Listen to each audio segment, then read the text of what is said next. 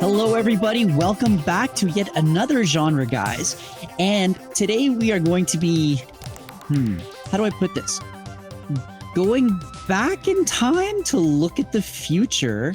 And if you will indulge us, we are going to be taking you back, way back, all the way back to the year 2010.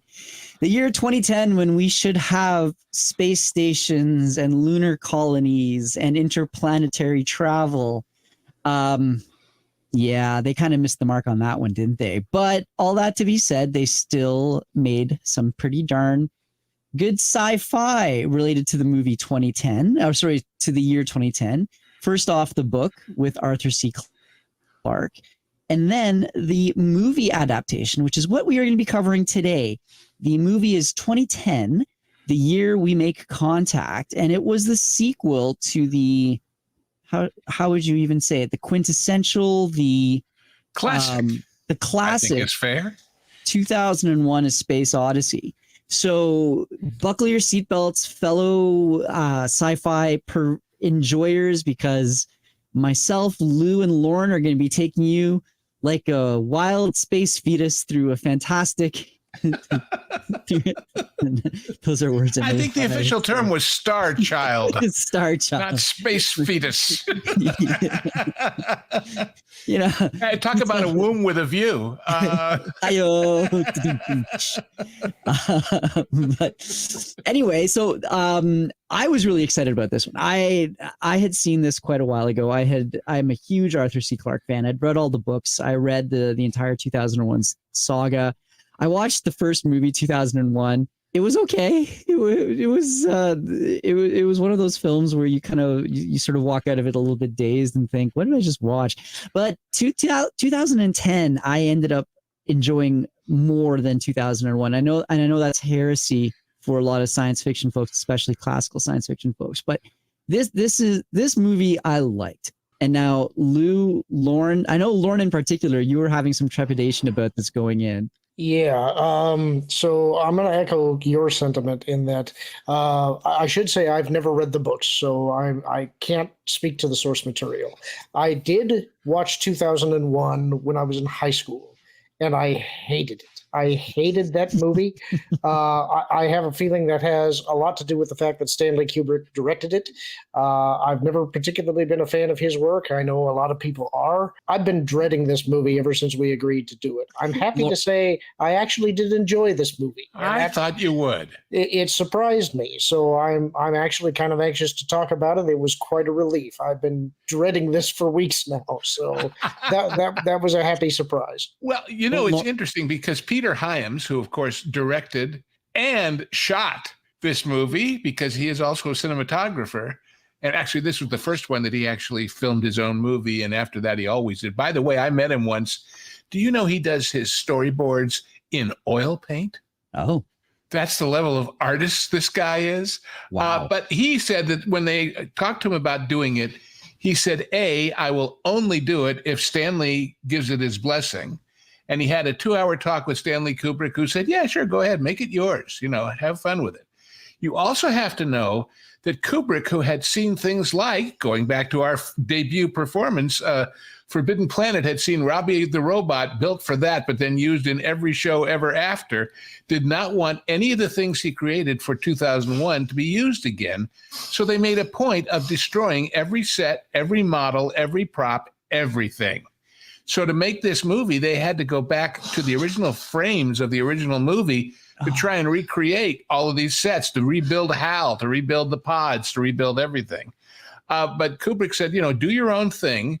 And when he talked to Arthur Clarke, he said, it's funny because that was what he told me. And the big change he wanted to make from the book, he told Arthur C. Clarke, in your version, it's the far future and us and the Russians are all hunky-dory, but in the real world right now, we're not. And he added the whole political issue of the film, which is that the Russians and the Americans are on the brink of war, which never existed in the original, apparently. And I Yeah. think gives the film a level of great interpersonal reaction between Roy Scheider as the American and Helen Mirren as the captain of the Russian ship, but also gives the whole context of what's going on and urgency that it might not have had otherwise. Yeah, it's we don't have the interplanetary travel, but we certainly do have the brink of war. So it's a timely movie, that's for sure. And you're right, Lou. It added a level of tension that I would say the book didn't quite have. But at the same time, I found that this movie was able to capture, and maybe this is just me, but I found that this movie was able to capture the holy guacamole, what just happened here. And I think I'd like to go into spoilers on this one. What do you guys think? Sure, what the heck. But I wanted to point out an interesting little point. Okay. Helen Mirren, who plays the captain of the Russian ship, do you know what the character's name is? Tanya Kirbuk, Kirbuk. Now spell that backwards, and you get Kubrik. Kubrick. Well, there she is to the right there. Yeah, that's a fantastic job, by the way. Oh, just amazing. And the other interesting star turn, uncredited accurately, as we all know, that one of the main characters in 2001 and in this movie is Hal, the HAL 9000 computer. Mm-hmm. And in this one, we meet his creator, Dr. Chandra, played by Bob Balaban, and he is dealing with Hal's counterpart on Earth at the beginning, whose name is Sal. Do you know who did the voice of Sal? Candice Bergen, with a fake name, which I think is funny considering her father, Edgar Bergen, was one of the most famous ventriloquists and voice artists that ever was. So that's kind of going full circle too. I don't believe you, Lou. Sorry. Will I dream? Of course you will, Hal. All sentient beings dream. Yes. Gosh, anyway, we're getting ahead of ourselves. Voice. Okay. Yeah. So, you know what? I'm going to take a stab at trying to give a quick overview of what happens in this novel. Sure. So this movie, rather, I should refer to it. So this movie takes place 9 years after 2001 in that wonderful alternate universe where we have space travel and we've developed our planetary and our interplanetary capabilities much more than we have in real life. And so a lot of it really, really hinges on having seen 2001. Now, they do give a pretty good synopsis of 2001. I was going to say, they do a great job of bringing you up to date at the very beginning of the movie so you don't have any questions about what's going on, or shouldn't. And so one of the things that I really liked about Clarke in general was the way he handled aliens. There are two ways of doing it. And a lot of sci-fi has, what they colloquially refer to as people with makeup and buttocks on their forehead, I guess, in reference to Klingons, for example. I think the abbreviation is BEM, bug-eyed monsters. Right. And they've always got two limbs, they've got fingers, they've got mouths, eyes, and so on and so forth. But the aliens in Clarke's 2001 adventure, and even in his Rama books, I love those. Yeah. They are with Rama. They are alien. They are mysterious. They are geometrically perfect in the sense that all that you see from them is a monolith, which is this large black, which is not the body of an alien in any way. It's one of their devices and how they communicate. Exactly. And so there is this real awe and this mystery and this this unknowable aspect to it, which I find really compelling. And so in this movie, basically what happens is after 2001, where Dave Bowman, the intrepid Dave Bowman, his trusty computer HAL, flew off to Jupiter to investigate a alien artifact they had discovered there. The computer goes nuts. The mission is basically, how should we put this? It goes kind of sideways. Dave Bowman has to deactivate HAL. He goes out in this little pod, approaches the monolith. This is where the classic "My God, it's full of stars" thing happens. And that's the moment at which millions of people who went to see 2001 hoped their drugs would kick in. Well, even if they weren't on drugs, but people timed it. I mean, they literally timed it, and they ran down and lay on the floor under the screen and let it wash over them because Kubrick at that time did some visual effects of lights and streaming things that had never been seen or even imagined before, I think. But that was all before this. They all disappeared. And meanwhile, back on Earth, everybody was, well, what the hell happened? They could tell that the ship was still there, but other than that, they knew nothing. Yeah. And so anyway, Dave Bowman goes through the monolith. He goes on a psychedelic journey and he becomes a flying space fetus, which is... You keep saying that. Sorry. He becomes... Does he become? Is that him or is that... I don't know. And I think that's all the other movie. Let's get to this movie. Yeah. So he becomes a godlike being. He remembers what Dave Bowman is, but he is not quite Dave Bowman anymore. Anyway, this movie comes along. They it's back on Earth. Roy Scheider, who is the main character in this film, Dr. Haywood Floyd, who we saw another actor play in the original film as kind of a cipher, a factotum of the space agency. But of course, Roy Scheider is anything but a blank bureaucrat. He was the one who was responsible for the first mission, and he is the one who was blamed for the mission going sideways. And so he was presented with the opportunity to go out to Jupiter with the Russians this time to rendezvous with Discovery. I want to break in here for just a moment. Sure, go ahead. That Russian who is approaching him with the opportunity to go on this voyage is Dana Elkar, a Canadian, doing the worst Russian accent I have ever heard in cinema. Well, it's a very burlesque Russian accent. Let's put it that way. But, it's Boris Badenov once removed. I disagree with you, Lorn. This is the worst Canadian-Russian accent. But I digress. Yeah, well, anyway. So they basically, the Russians approach Roy. They say, look, we've got a ship ready. You guys won't have Discovery 2 done for another year. We've discovered that Discovery's orbit is starting to degrade because it was left abandoned floating around, I think it was Io, wasn't it? And so they offered Roy a ride on I shouldn't call him Roy, Dr. He basically says, we've got the ship and can get there. You can't in time, but you've got the knowledge of the systems that we don't have to help us figure out what happened. So we need to team up. Meanwhile, there is a kind of a variation on the Cuban Missile Crisis happening in Central America somewhere, where we and the Russians are kind of on the edge of nuclear war. And so he gets on the ship. They fly off, they reach Discovery, and then some hijinks ensue in the sense that they are able to boot up Hal again. They're able to figure out what went wrong with him, and ended up being conflicting programming, thanks to the White House. And in the same time, they have a few close encounters with the now transformed Dave Bowman, who also makes a quick jaunt to Earth. Ultimately, what happens is that they are told that they must subsequently leave the orbit of Jupiter as soon as possible because something wonderful is going to happen. Something wonderful that will kill them if they don't leave. Yes. But I should jump in here with another obscure casting choice. When Dave Bowman visits his wife on Earth as an apparition or something, that's Zooey Deschanel's mother, the actress who plays Really? that. Yeah. Oh, my. So anyway. Well, very quickly, the Russians and the Americans are able to work together to overcome their differences. And there are times where there's a bit of tension because they're being informed about what's going on back home. But ultimately, they are given proof that something crazy is going to happen. They link Discovery up to the Leonov, which is because neither one of them has enough fuel to do it in a hurry and still get back in time. But by using Discovery as their launch out of Jupiter orbit vehicle and then releasing it, they will have enough left in the Leonov to make the trip home.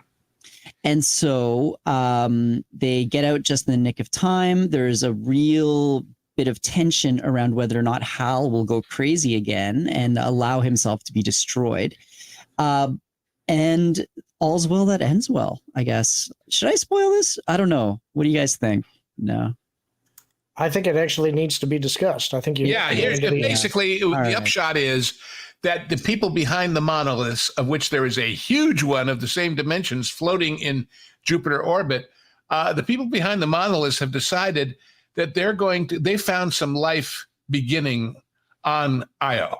or on Europa, pardon me, Yes. which is one of the largest and wettest moons of Jupiter.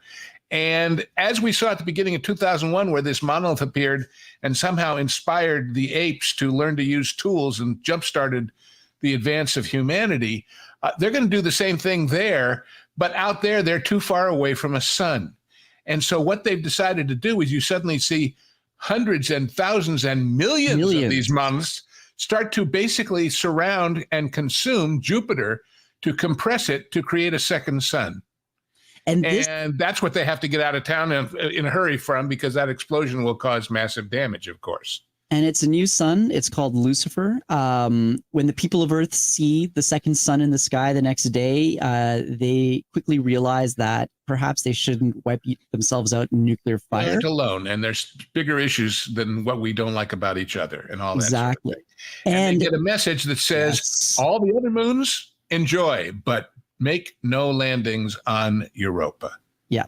And so it answers a lot of the questions from the first film that never got answered, but it poses new ones. And at some time there were talks, there's two more books, two more or three more, I forget. Two more. They continued the series, and they talked about doing movies of those too, but it never came to pass. But I love this because of the fact that one of the common hypotheses is that Jupiter really is a failed sun. It's very likely that we might have had a sun if the solar whatchamacallits might have compressed a little bit more when we were all sort of primordial ooze in the fires of creation. Well, so I don't know about that, but it's irrelevant to the drama of this, because this is a great story. And to me, the key to this entire movie is that man right there, Roy Scheider, because he manages, whether he's the sheriff of a town with a giant shark, or whether he is a guy out in space at the edge of who knows what, he is the guy who is us, the audience, saying, what the hell is going on here? I don't understand. Explain it to me. And in the course of him figuring out what's going on, we figure out what's going on. He's our representative and our voice of reason in a crazy, crazy situation, which, frankly, there was no such thing in the first film. It was all weird. Esoteric. And the other people in the film, John Lithgow is the engineer who knows how to restart Discovery, but has a vertigo problem or whatever, doing a spacewalk. And Bob Balaban as Dr. Chandra, the father of Hal, who they don't really trust either, because they think he likes the computer more than people, which is probably true. And then the other Russians of the crew, everybody's got a unique personality, and they fit together and they work, and they put together something wonderful, even if it isn't full of stars, I think. No, there were no stars. So, Lorn, I'm really curious. I want to hear what your thoughts are on this. So I think it's impossible to talk about this movie without first going into why I didn't like 2001. Okay. And a lot of that is because I feel that sometimes an artist will try to mask intelligence by making something impenetrable and then saying, you interpret it. And I see you've watched Prometheus as well. Well, it's one of those things where 2001 greatly annoyed me because I felt that it was just pretentious, boring slop masking his intelligence. And so that was why I really did not want to watch this movie. I was very pleasantly surprised in the first 20 or so minutes that it started taking off and I was getting invested. I liked the characters and it seemed to be going well. It's a good, hard sci-fi movie, which we don't really see a lot of. Most of what we see that we call sci-fi is space opera. Right. Right. And this is hard sci-fi. It does still have things that annoy me, but within the tenets of the narrative that they're trying to tell, I think they're all explainable. Whenever you start seeing Dave Bowman and the antics that he gets up to, that always annoys me, but I kind of understand what they're doing. It is explainable. He's not a ghost, but I dislike it when you start dealing with aliens of such supreme intelligence and power that they are essentially gods. That I think it does create in the audience a sense of awe, which I think is something that you probably want. When you see in the end, when all the mini monoliths are spawning and assembling and creating greater mass and Jupiter starts collapsing in on itself, that does create a sense of terror. You don't want to see a planet collapsing in on itself like that. Yeah. Especially the biggest one of them all in our solar system. It brings up something really primordial in you that is like, this is something of such power that it cannot be addressed in any kind of a way. However, I think the problem that comes from that is that you now have, if you take away Jupiter, if you ignite a new star, I think that creates a lot of other problems for the solar system. Oh, sure. Well, a star is going to have more effects than a planet, however big and however its gravity affects everything. Absolutely. And not to mention the fact that Jupiter is our primary meteor shield, So, and it's a hell of a lot closer to Europa than our sun is to us. Yeah. So I have quibbles about that, but if you're willing to look past that, I'm more interested, I think, in this case, in the journey of them trying to discover what did happen to the original Discovery mission. I really liked the dynamics between the American and the Russian crew. I thought that was well played and fraught with tension. I liked the fact that part of the way that the crew begins to work together with each other is this friendship that takes place between Kurnow and Max, and how that ends. I thought that really did get the audience invested in these characters and their relationships. And so in that way, this was a movie that was actually about something. And yes. I always felt like 2001 was a movie that pretended to be about something while trying to make the audience feel like, see how intelligent I am. And so this movie worked a lot better for me. Well, also, I think it's a reality that people in the same profession have a commonality despite their politics or their heritage. And I think part of what happens is that they all respect each other as professional spacemen, if you will, or women in the case of some. And that respect and the conflict that creates with their political realities is an interesting tension that we enjoy watching them figure out a way to overcome. And I mean, on that note, Roy Scheider even does say at one point, I think in the scene that I've thrown up on screen, where they're basically being told, okay, Americans, you got to leave the Leonov. You have to go on to Discovery. Russians, you stay on the Leonov. We are at war. No more communication with either of you. And he's saying, those guys are a million miles away. Like, we're here right now. Like, to hell with them. Pardon my language. Yeah, when he comes back and he says, look, you want to arrest me? Arrest me. But we got to talk because this is more serious than anything happening on Earth, at least to us and our survival. So I got very interesting shades of Hunt for Red October, Enemy Mine. It was really, and it was an optimistic movie too, which I really liked. The final message all these worlds are yours except for Europa, but use them together, use them in peace. It was nice. And one more thing about the use of Bowman, Lorn, I think whatever these beings are, and they may not even be corporeal, they may just be, they are so alien and so far advanced and so different that I think their wisdom in realizing that they needed a human being, even a simulacrum of one, to make contact and to send their message and to explain what they could, overcomes some of that alienness. It gives it a reason anyway. It gives them a sensible reason for using him that way. I don't disagree, and I agree that's what they're doing. My issue is that I don't like it when you create an alien entity that is that powerful. To me, that's I look at it and I say maybe they know everything there is to know about creating suns, and they have no Mozart. Yeah, and they have no Churchill, and they have no, everybody's good at something, but not everybody's good at everything, and so I'm willing to forgive that a little bit more. I guess. See, I think, and if I had seen them, if they had actually made a physical embodiment of this other civilization, I think we would have lost a lot. Oh yeah, 100%. But Lorn, go on. My argument, I think, is more that I find the alien presences and the monoliths the least interesting things about these movies. I'm more interested in the journey of the human characters. Now, yes. I do see the monoliths as being an instrument of evolution that these beings use as they seed these planets.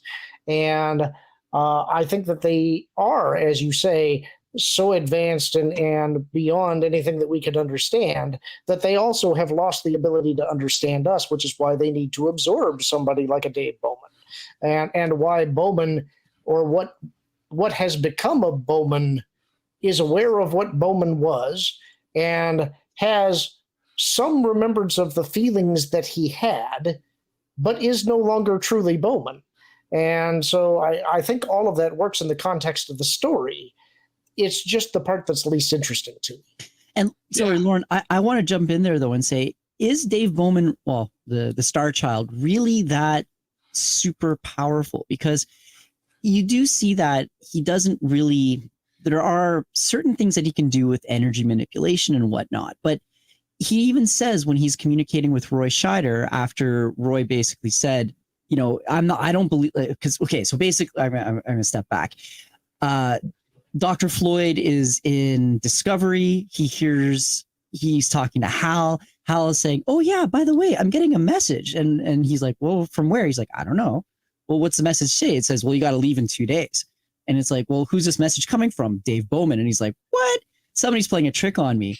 And he basically goes back and says, well, no, if you're Dave Bowman, then prove it. And then poof, you know, Dave Bowman mysteriously appears. But he does say that this is very difficult for him. It does look like he's having a difficult time physically presenting himself. Like, I mean, even when he communicated with his ex back on Earth, he had to do it through the television. So he's a force ghost. No, I would argue that has less to do with the power of the alien beings and more to do with the fact that it would be like communicating with an ant.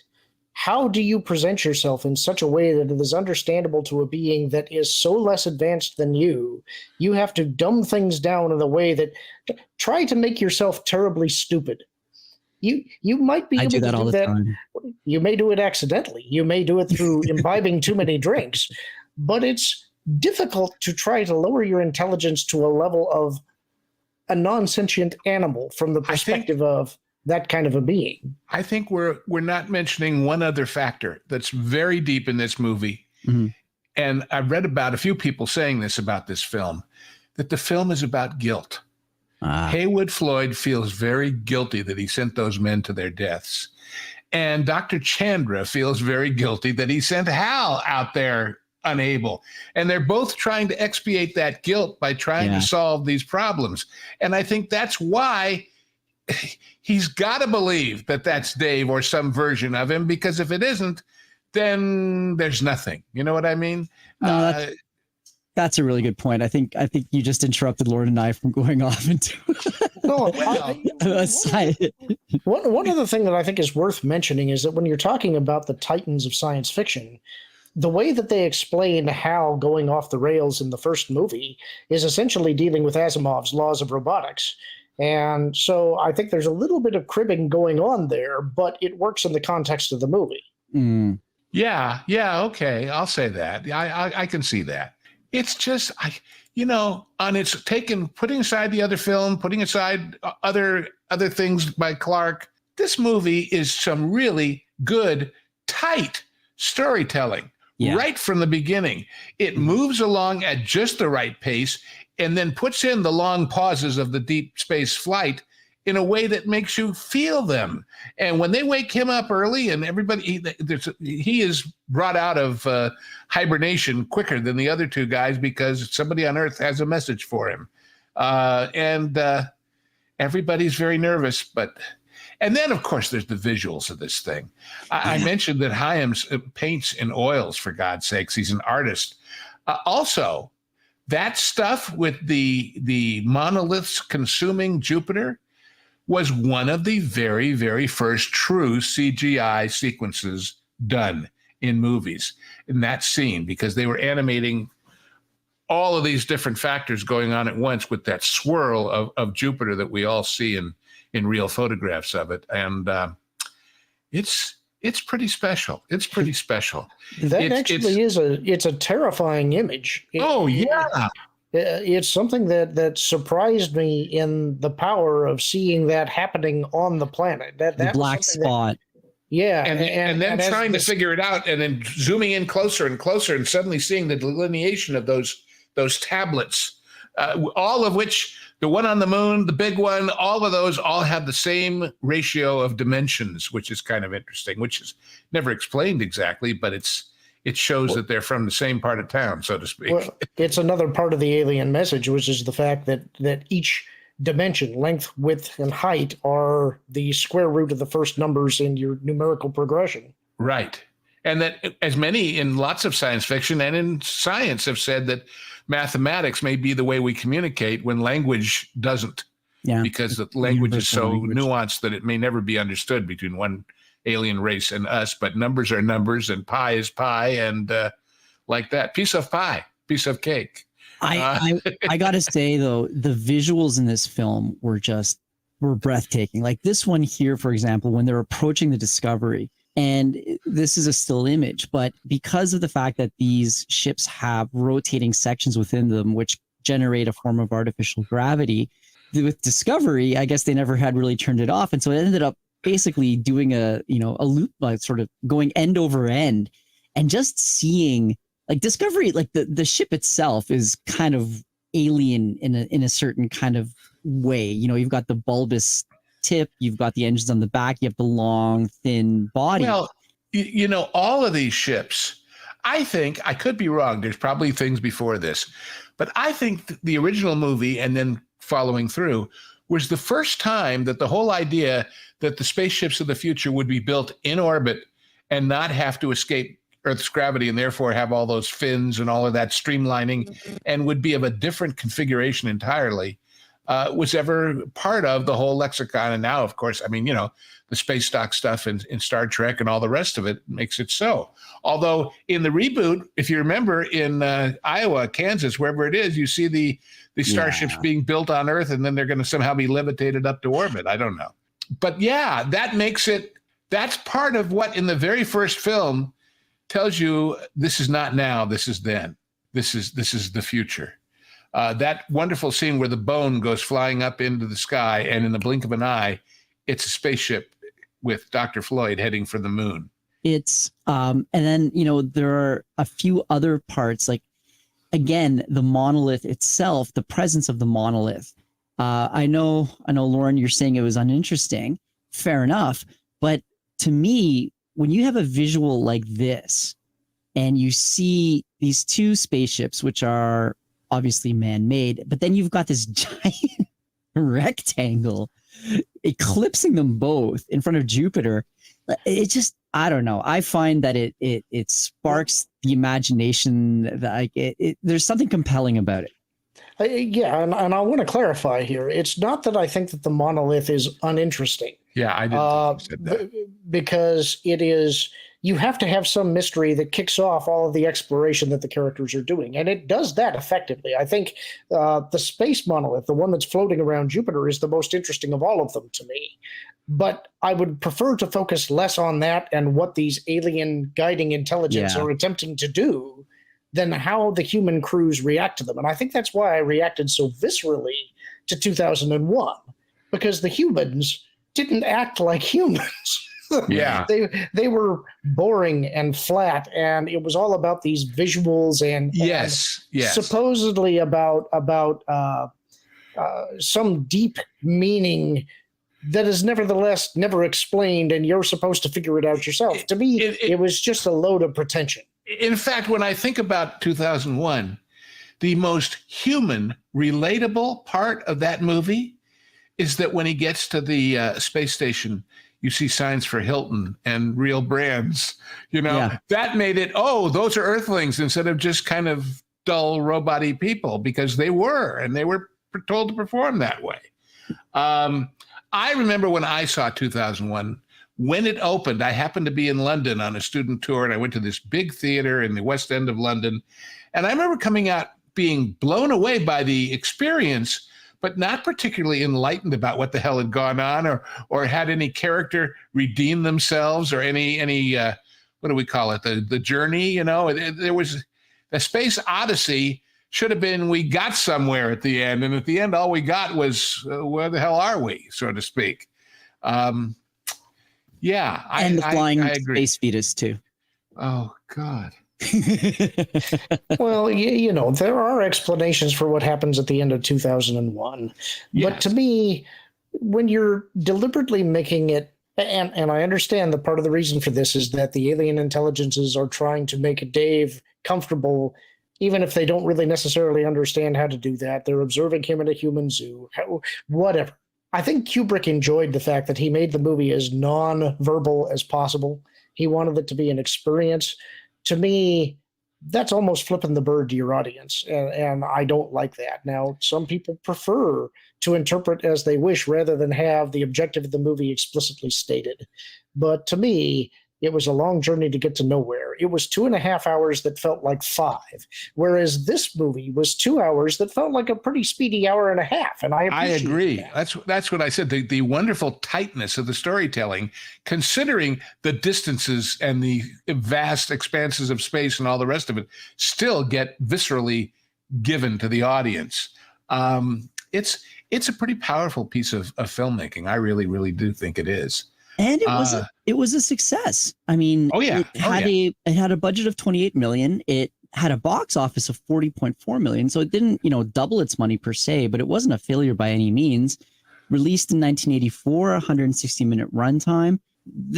I think one of the comments I heard about this or saw about this film was that this is probably the best sequel you've never watched. And I really kind of wonder why it never sort of took.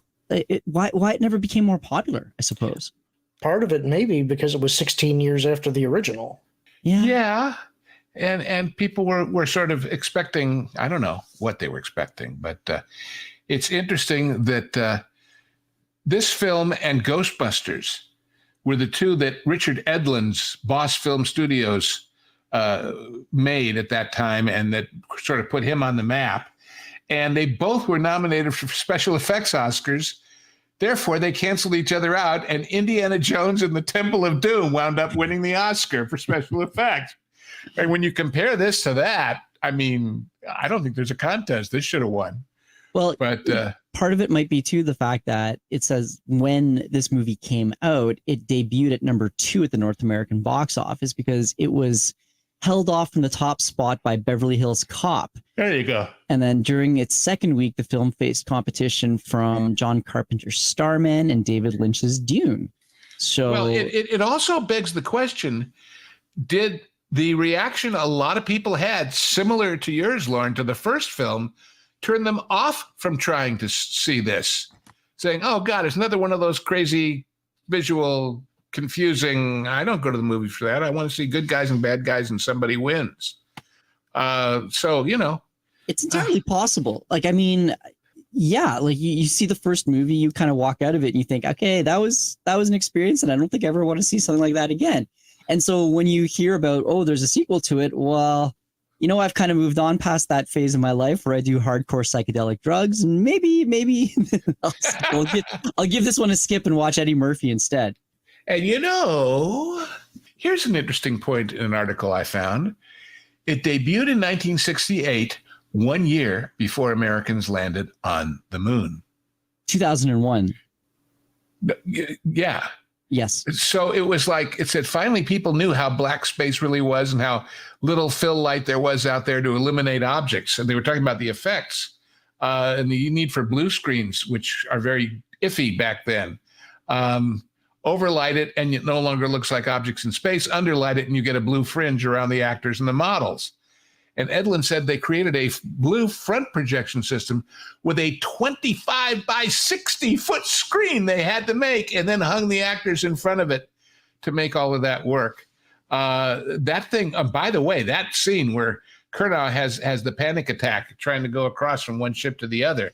Not only was it powerful, believe it or not, at Universal Studios Hollywood, they made a whole show out of that, and they took somebody from the audience and put him in a suit on wires and had him make that spacewalk. What? Oh, yeah. I remember seeing it on the tour several times. Wow. I did too. Yep, it's true. With accompanying panic attacks too, I'm sure. Well, it was all to demonstrate how blue screen worked. It was a big part of the tour. Right. That sounds like it would be a lot of fun. So guys, let's do our thing.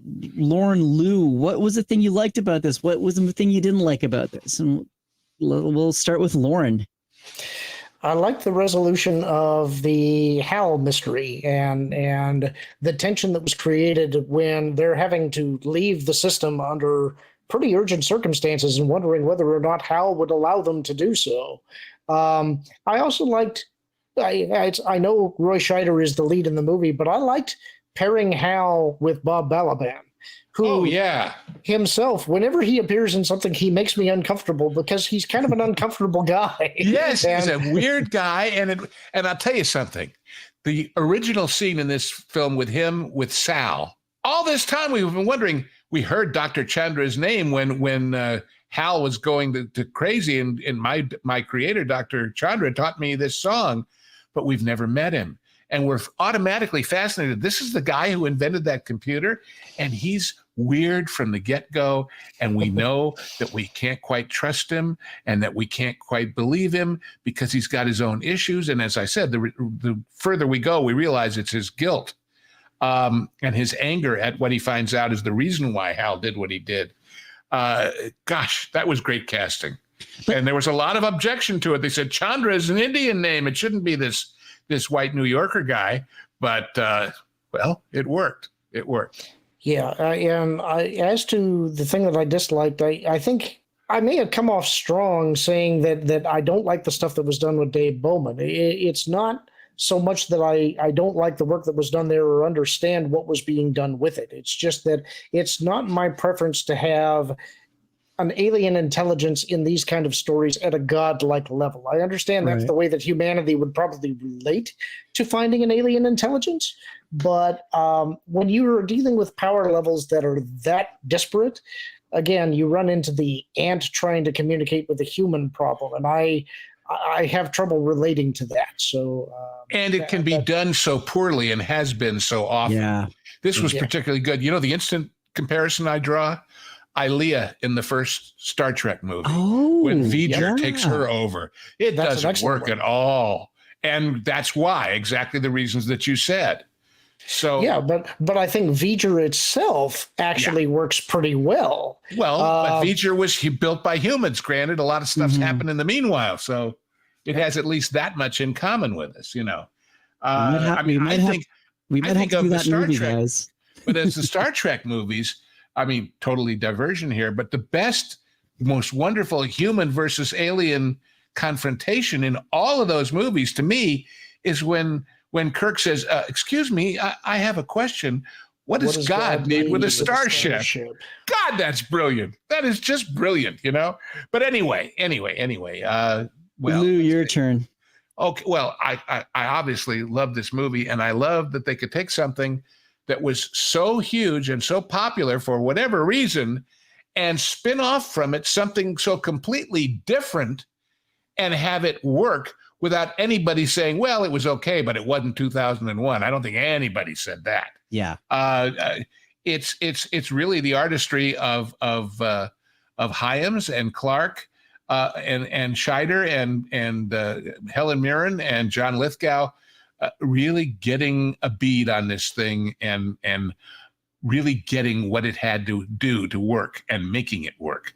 What I didn't like about it, I thought some of that iffy stuff at the beginning where they're going over Io and, there's something down there, and that got a little tedious to me. I got that you had to plant that to make the ending work, or Europa rather, but there's a certain level at which to make all of this make it more understandable, you have to do a little basic astrophysical geography of where all these things are, which would have bogged the movie down, which is why they didn't do it, but it weakens some of the storytelling in the process, I think. No. And I didn't mind Dana Elkar's Borscht Belt Russian accent. And the other guy that's in it who I've always loved, and I think this was one of his last movies, was James McEachin as the guy who took over for Dr. Floyd. And we forgot to mention the scenes with his family where he tells his young wife and his young son that he's going to be away for years on this thing and he might not be coming back and that it's too important for him not to go. Really gave a wonderful poignancy and humanity to him. that's something that would have been easy for somebody at the studio level to say, oh, we don't need that dull stuff, cut it out. But they obviously insisted and kept it, and it helped the movie.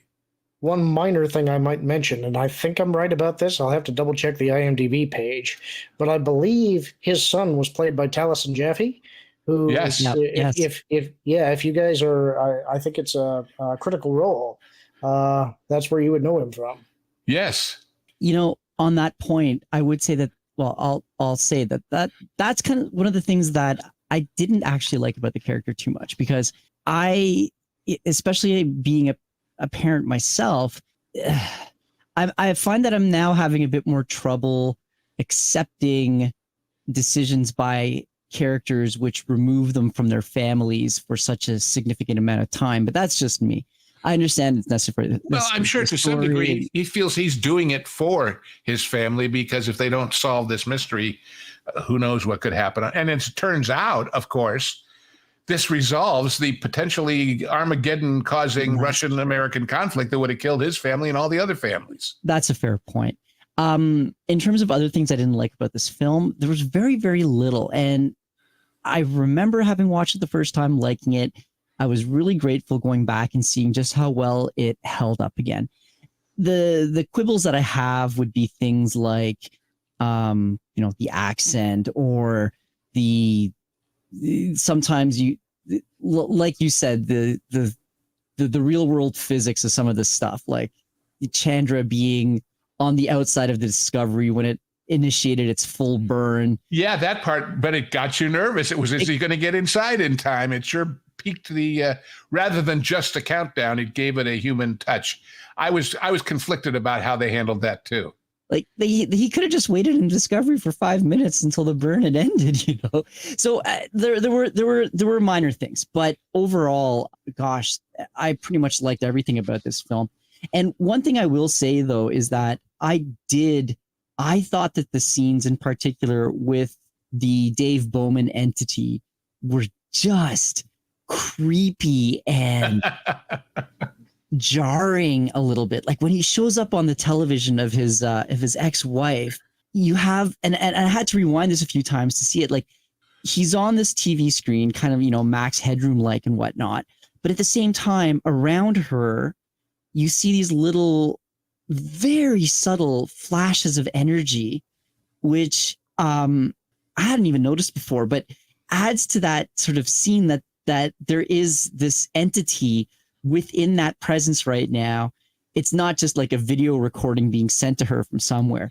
The actor's voice, the way he's like him and Hal, they both, hello Hal, hello Dave, how are you? And I'm doing it very poorly, but it's unsettling. Yeah, and well, let's give a tip of the hat to Douglas Rain, who did the voice of Hal in both films, for doing a wonderful piece of performing too. Yeah, and so I like that. I liked that when he was communicating with Dr. Haywood Floyd in the Discovery Bay, he was sort of flipping back and forth between the younger Bowman, the older Bowman, the space fetus, et cetera, and so forth. Oh, geez. How many times can I say that? Star Child, darn it. Star Child. Okay. Space fetus. Anyway. Sounds like a bad Saturday morning cartoon. It does. And Space fetus. The 10th dimension. Anyway, maybe it'll be on Disney Plus for all we know. And the scope of it, the idea that the end game is Jupiter becoming a sun, like that is just wild. And that ostensibly, obviously stems from Clarke, but this movie was great. So on that note, I really recommend it. I loved watching this one. If you loved or hated 2001 and you've never seen this movie, you still need to see it. You really do. Yeah. And when it comes to odysseys and trips and voyages to other regions, next time we've got one that only takes 80 days. I think you gave it away there. And it will be your passepartout to a whole wonderful experience for a classic movie where even the credits are brilliant, let alone all the other fun stuff involved. So look for that next time. And thank you again for joining us. Let us know your thoughts down below. Did you like this movie? Have you seen the movie? Have you read the books? What did you think? Did you like our take? Did you disagree with us? Please do comment. We love to hear from you. And we will see you next time. We hope you enjoyed that special presentation of The Genre Guys here on 23PO. Be sure to subscribe to this channel for more content like it. And if you want to enjoy every episode of The Genre Guys as soon as they are released, be sure to become a member at WW Pro's YouTube channel. What were your thoughts on this amazing film? Let us know in the comments below, and thank you so much for watching. T3PO. Please comment, like, and share this video, and don't forget to subscribe to That Park Place Podcasts Online, your source for exclusive content and highlights from WDW Pro, The Pro Show, and That Park Place for all the news that should be fun.